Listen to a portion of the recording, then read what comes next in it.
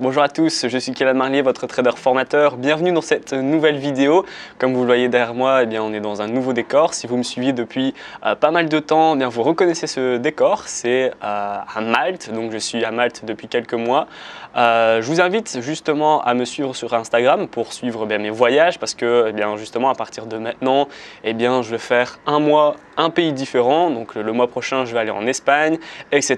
etc. Donc si vous voulez suivre mes aventures, je vous invite à me rejoindre sur Instagram et sans plus attendre, on va démarrer directement la vidéo. Quel est le sujet de cette vidéo aujourd'hui? On va voir s'il faut bannir les crypto-monnaies ou si c'est une réelle opportunité. Alors personnellement, je n'aime pas trop les crypto-monnaies et je vais justement vous dire et vous expliquer correctement pourquoi je n'aime pas les crypto-monnaies. Premièrement, je trouve que les cryptos sont assez spéculatifs. Si vous voulez gagner beaucoup d'argent, je vous invite à y aller. Et si vous voulez perdre beaucoup d'argent également, je vous invite à aller dans les crypto-monnaies. C'est très difficile dans le sens où la technique est parfois et même très souvent inférieur au fondamental. Il suffit d'une petite annonce, il suffit d'un discours ou il suffit d'une petite bulle ou d'une vague de hype entre guillemets pour que les prix explosent. À l'inverse, il suffit d'une petite annonce pour que les prix se cassent la figure. Donc en fait, et c'est aussi une nouvelle raison, je trouve que les crypto-monnaies c'est un petit peu trop tôt. On est vraiment au début des crypto-monnaies, ce qui fait qu'en fait les personnes qui détiennent les crypto-monnaies, que ce soit des acheteurs ou des vendeurs, ce sont uniquement des investisseurs qui s'y connaissent un minimum. En fait, en 2017, lorsque la bulle a éclaté, c'était devenu un petit peu une mode, si vous voulez. Tout le monde avait des crypto-monnaies, même ceux qui n'y connaissaient rien dans le monde de l'investissement. Voilà, c'était sympa d'acheter du Bitcoin parce que j'ai du Bitcoin, c'était à la mode, on en parlait dans le journal, et donc tout le monde, entre guillemets, tout le monde et n'importe qui avait de la crypto-monnaie. C'est ce qui faisait un peu, c'était devenu une mode, et donc, étant donné qu'il y avait beaucoup d'acheteurs, forcément, les prix ont augmenté. Une fois que la mode a pris fin, il n'y avait plus que les personnes qui s'y connaissaient vraiment, qui détenaient du Bitcoin. Les autres, ils ont fait leur gain et puis ils sont partis. Merci, au revoir, j'ai profité de la vague, je retourne à mes occupations. Et donc, étant donné que maintenant, il ne reste plus que les investisseurs et les traders qui s'y connaissent vraiment, il y a beaucoup moins d'acheteurs et de vendeurs. Donc, forcément, étant donné qu'il y a beaucoup moins de demandes, il y a beaucoup moins d'offres également. Alors, ensuite, je trouve que c'est assez difficile de travailler sur les crypto-monnaies, notamment pour le niveau des commissions. Les commissions, c'est un gros point faible dans le monde des crypto-monnaies.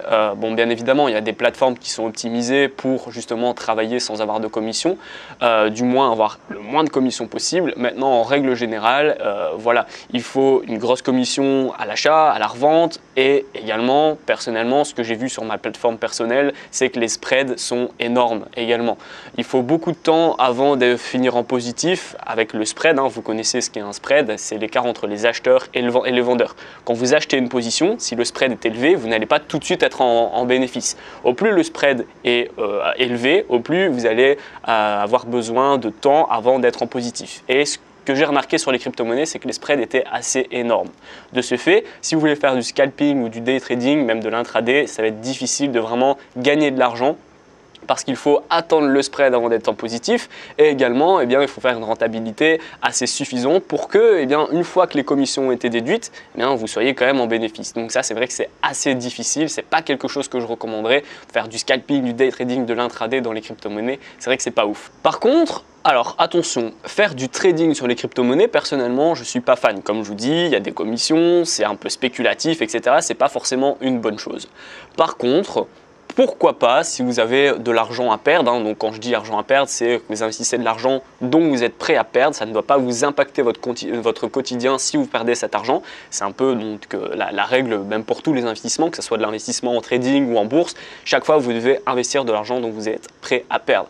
Donc si vous voulez une nouvelle source et vous voulez vous diversifier encore plus, à ce moment-là, je dirais pourquoi pas. Au final, si vous achetez du Bitcoin maintenant ou de l'Ethereum, du Litecoin, du Ripple également, il y a beaucoup de crypto-monnaies qui sont possibles. Donc si vous les analysez bien, que vous les sentez bien et que vous croyez en ces crypto-monnaies, je vous dirais pourquoi pas, mais alors dans une stratégie vraiment de long terme. Vous achetez maintenant par exemple encore une fois du Bitcoin, vous le revendez dans 10, 15, 20 ans en espérant bien évidemment que vous n'oubliez pas vos codes. Ça c'est très important une fois que vous achetez de la crypto-monnaie.